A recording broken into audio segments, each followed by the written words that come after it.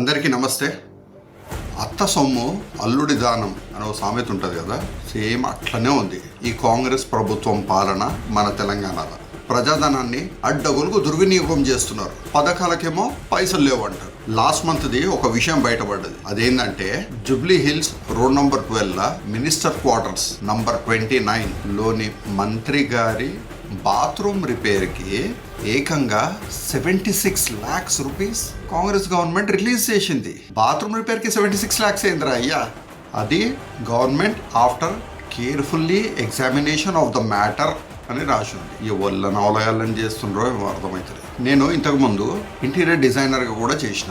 ఇదే 76 lakhs అమౌంట్లా నేను కనీసం 3 ట్రిపుల్ బెడ్రూమ్ ఫ్లాట్లు ఫుల్లీ ఫర్నిష్డ్ చేసిస్తా, or else 2 duplex houses fully furnished చేసిస్తా. ఫుల్లీ ఫర్నిష్డ్ అంటే హాల్లో టీవీ యూనిట్లు, డైనింగ్ హాల్లో క్రాకరీ యూనిట్లు, పూజా రూమ్లు, మాడ్యులర్ కిచెన్, ప్రతి బెడ్రూమ్లో వార్డ్రోబ్స్, బెడ్, డ్రెస్సింగ్ టేబుల్ అన్ని ఇన్ని చేయొచ్చు.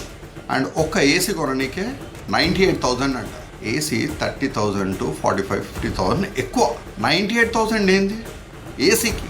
అండ్ సీసీ కెమెరాలకు 5 లక్షలు అంట విడుదల చేస్తూ ఉత్తర్వులు జారీ చేసింది వికాస్ రాజ్ గారు, special chief secretary to government. అసలు ఎంత దోచుకుంటుండ్రో ఏమన్నా అర్థమవుతుందా? వీళ్ళే కాదు, అన్ని రాష్ట్రాలల్లా పాతుకుపోయిన ఎక్స్పీరియన్స్డ్ రాజకీయ నాయకులు అందరూ చేసే పనులు ఇవే.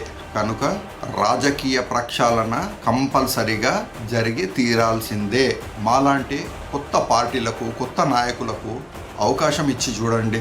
మీరు కష్టపడి సంపాదించి కడుతున్న ట్యాక్స్ డబ్బుతో మన హైదరాబాద్ని ఇంకా చాలా డెవలప్ చేయవచ్చు. ఈ సీనియర్ రాజకీయ పార్టీలకు, ఈ సీనియర్ రాజకీయ నాయకులకు దోచుకోవడం తప్ప డెవలప్మెంట్ చేయడం చేత కాదు. ప్లీజ్ ఓట్ ఫర్ ప్రజా సర్కార్ party in this coming GHMC elections.